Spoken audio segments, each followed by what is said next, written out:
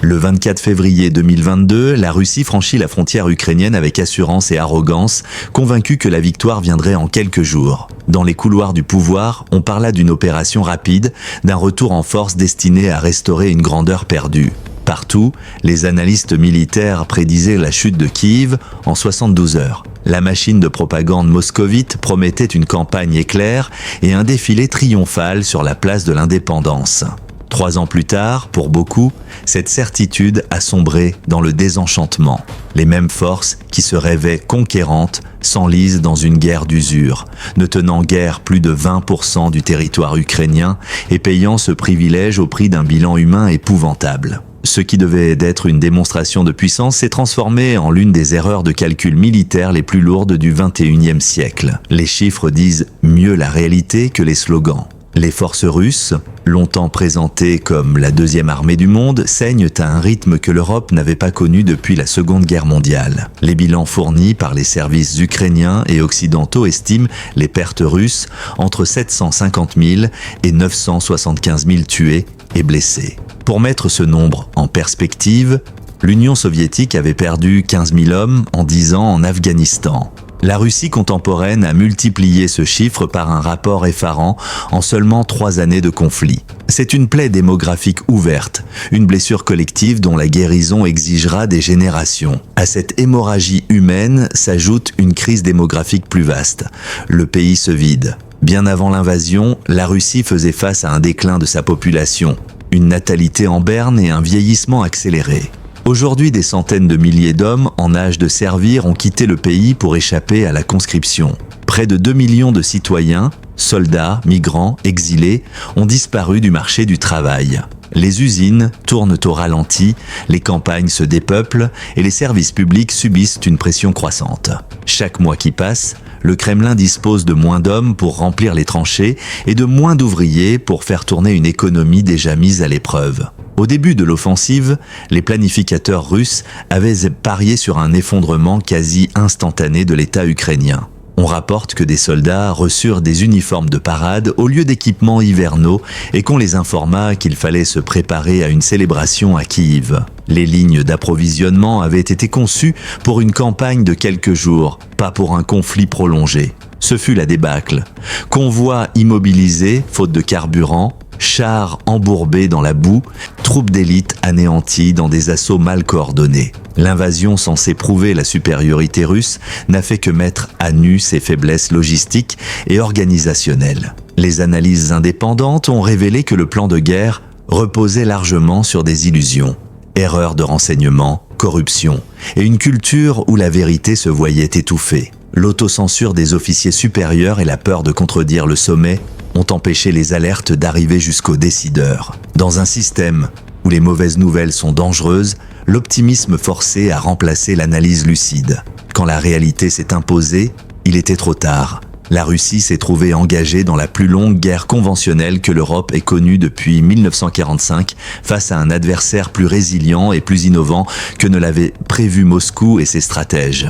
Sur le plan économique, les conséquences sont profondes et durables. Les sanctions occidentales ont frappé les secteurs de haute technologie, isolé les banques et gelé des capitaux. Le rouble a perdu de sa valeur, l'inflation explose et les pénuries pèsent sur le quotidien. Près de 40% du budget fédéral sont désormais consacrés à la défense, une proportion qui paraît intenable sur le long terme. Des milliards disparaissent dans des dépenses classifiées, mélange opaque de corruption et de dépenses d'urgence. Pendant ce temps, les recettes énergétiques, jadis colonne vertébrale de la richesse nationale, se contractent. L'Europe réduit sa dépendance, tandis que la Chine et l'Inde négocient à prix cassé. L'illusion d'une stabilité économique a volé en éclats. L'armée russe, autrefois vitrine du prestige national, s'est révélée moins performante qu'affichée. Des chars vantés comme modernes ont montré des défaillances, des avions ont recours à des équipements civils improvisés et le matériel manque sur le terrain.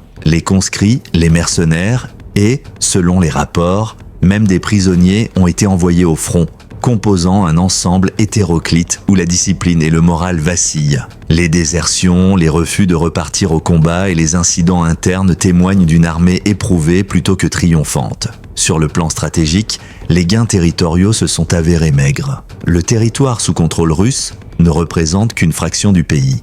À l'échelle des ambitions qui avaient de guider l'offensive, ces conquêtes sont dérisoires. Au rythme actuel des avancées et des contre-offensives, il faudrait des décennies, voire des siècles, pour occuper durablement l'ensemble du territoire ukrainien. Les victoires locales, mises en scène à la télévision, masquent un enlisement et une impasse stratégique plus vaste.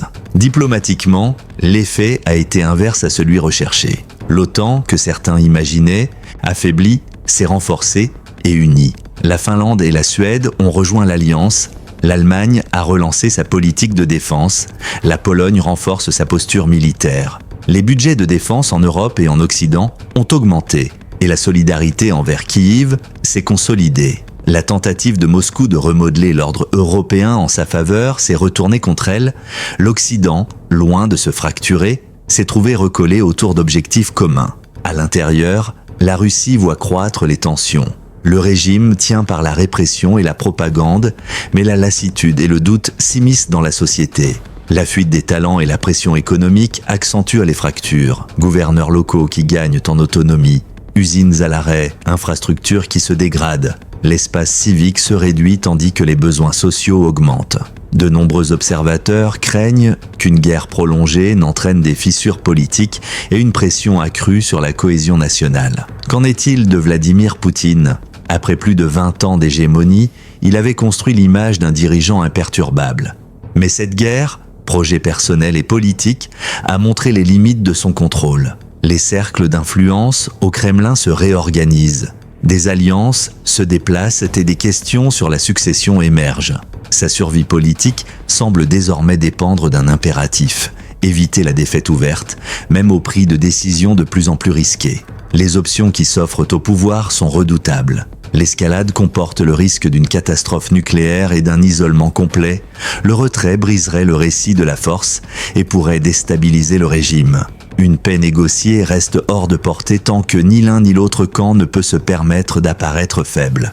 L'Ukraine, meurtrie mais résolue, refuse la soumission. La Russie, prisonnière de son orgueil, refuse le recul. 3 ans après l'invasion, le verdict est dur. La Russie a voulu réécrire l'histoire. Elle semble n'avoir fait que signer sa propre tragédie.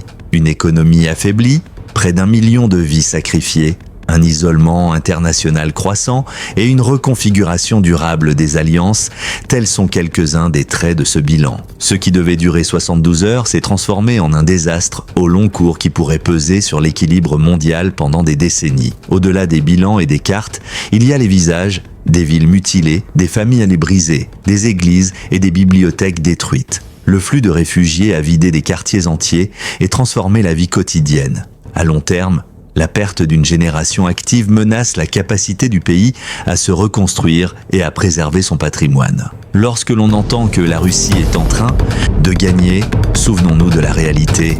Une superpuissance qui planifiait une guerre de quelques jours se bat aujourd'hui pour sa survie. L'invasion destinée à restaurer un empire pourrait finir par l'affaiblir irrémédiablement. L'illusion de la force s'est effondrée. La faiblesse visible dicte désormais le temps qui reste, non pas pour l'Ukraine, mais pour la Russie elle-même.